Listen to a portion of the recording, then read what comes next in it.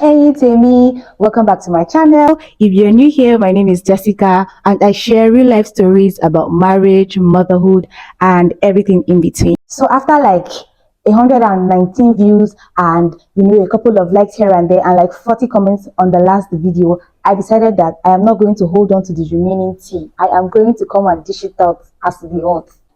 So imagine you're preparing for your traditional wedding. Everything is set, but your husband almost didn't make it. I know. Yes, you are thinking the same thing I was thinking that day. And the funny thing is that it could have been avoided if only he listened. Now, the traditional wedding took place on a Saturday and it happened in my father's house in Akwanga. So it was Saturday morning and the traditional wedding was supposed to start by 2 p.m. So in the morning, like everything was in motion. My aunties were on ground, like everybody. It was a complete full house. My cousins, everybody was around. Normal typical Nigerian setting when there's a wedding, the house is always full. Everything in fact, I did not never in my wildest imagination did I believe that what happened was going to happen. Before I left Abuja for Akwanga, I think I left on a Thursday. I took leave of work and I left on a Thursday. Before I left, I asked him when he was coming. Like I was like, "Are you going to come on Friday?" Or he said, "No, that he'll be coming on Saturday. Why would he be coming on Friday? Why would he be coming to my village on Friday?" I said, okay, that's fine." And his mother of blessed memory, God rest her soul, also asked. She said, "What? When are you coming?" He was supposed to meet them in Kefi, and then like they'll do a convoy with all his family people, and they'll come drive down to my own town, that's Akwanga, where the traditional wedding was going to take place that Saturday. His mom was like, "No, come to Kefi, sleep over. Come on Friday, sleep over. In the morning on Saturday, we'll leave together to Akwanga for this traditional wedding." My husband said no, that he's going to come with his friends on Saturday. He should just get everything ready. They'll meet up, I'll be on the way, or I think he said he will meet them in Kefi, then they will now do convoy and come down to Akwanga. The beginning of my problem. And you know how men can be when they think they know what they are doing. Yes, yes, that one. While me on the other hand, I was, doing my normal bridal stuff, getting my makeup done. I didn't think anything. Like I was not even a bit worried because then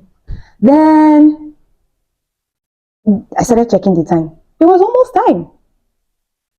He was not here.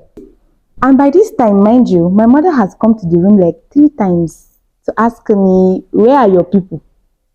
So you should know the pressure. My heart was in beam. I was like, "Where is this man? Where is this man? Where is this man?" I think the first 2 times I called, he didn't pick. People of God, I was panicking. Let me even tell you, I was panicking. So when he finally called me, I was like, "How far? When are they? See time now." And my family people had gathered. Not even just the like family people that came to celebrate. I mean my kinsmen, my clan chairman, they have like a committee that handles the dowry payment and everything. Like everybody was well seated. Elderly, matured men from my village were seated. And we had set decorations because after the dowry payment inside the house, there was supposed to be a reception. Decorations were up. Like everything was okay. DJ was already on ground. Music was already playing. The groom was nowhere to be found. So when he finally called me and I was like, "What's going on? Where are you?" He said, the Nyanya is blocked. Nyanya is blocked. That he didn't know that there was going to be traffic on a Saturday. The Nyanya was blocked and hey. And I was like, "Okay, so how bad is it?" He said, "It is not moving, that they've been sitting down there, I think, for like 2 hours.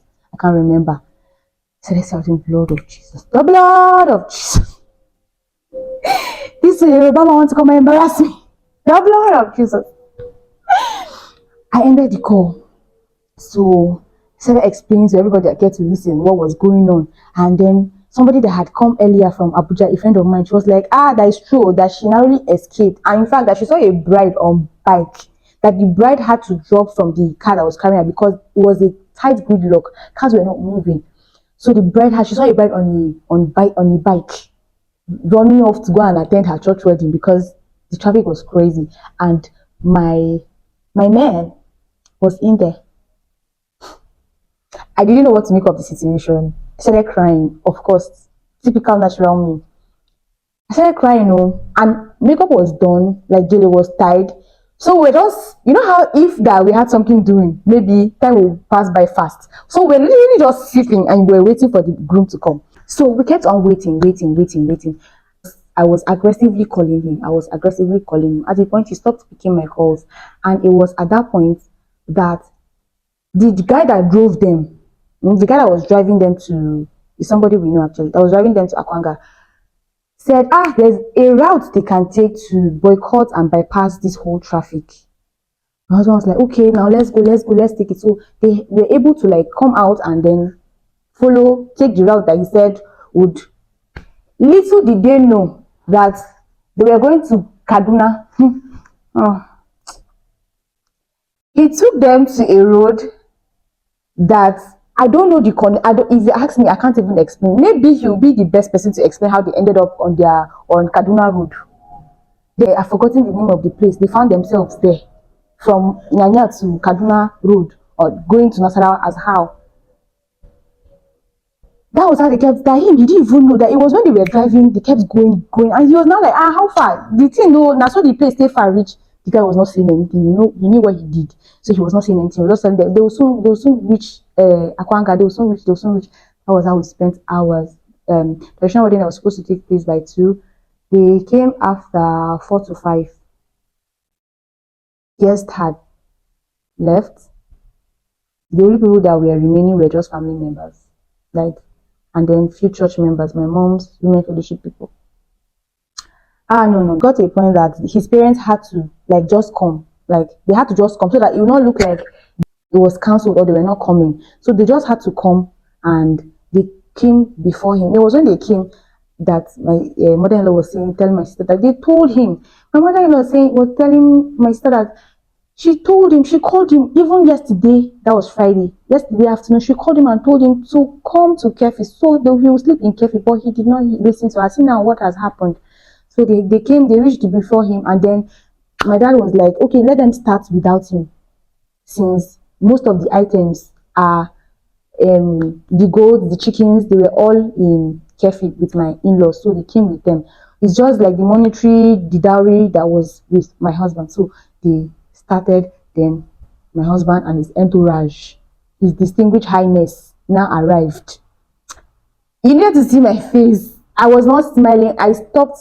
You could literally see on my face that I was not happy, and I couldn't hide it. I honestly could not hide it.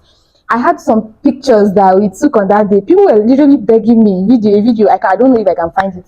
People were literally begging me to smile. They were like, Amaria ki daria mana, Amaria ta kumbura kamanzata pasta. After I had cried, my eyes were red. No. I didn't enjoy my traditional wedding. That's just it. Why? Because my husband man refused to listen. If only he had listened to me or his mother, we wouldn't have found ourselves there. So when they finally arrived, everything was rushed. Everything was rushed. This thing was rushed. And when it comes to this main sitting of the payment with my people and his people, they will have to go through. There was a long list given. They will have to go through the list before we will start the traditional wedding reception. It was already 5:30 to 6. So everywhere was getting dark, and there was no provision for light anyways. So even the reception was practically rushed. Everything was just rushed so that everybody would just do and go. People had even started leaving. So it was just, I don't know. At the end of the day, dowry was paid and they married me traditionally that day. But they enjoyed it. I did not. My own was just that it was done and dusted. What is the moral of this story, you might want to ask? Men, during wedding season, learn to listen to your wives. Learn to listen. It's not everything that you know. Stop claiming that you know what you do not know. Because it was just, I believe it was God that spoke to his mom and myself too, but he did not listen. So men out there, during wedding season, listen to your wife. Listen to your wife. It's very important. All right, guys. So that's it for today's gist. Let me know in the comment section if you have experienced anything like this, or someone you know has experienced it, because I would love to hear your stories. And just maybe in my next video, I will get to show you what it takes to marry a mother woman, because that one too is a whole long story on its own. And I think I will just get to tell you how my husband was able to go around it, and you know, coming from different cultural backgrounds, the kind of shock of his life he had when he saw this and all of that. So yeah, see you in my next one. Bye.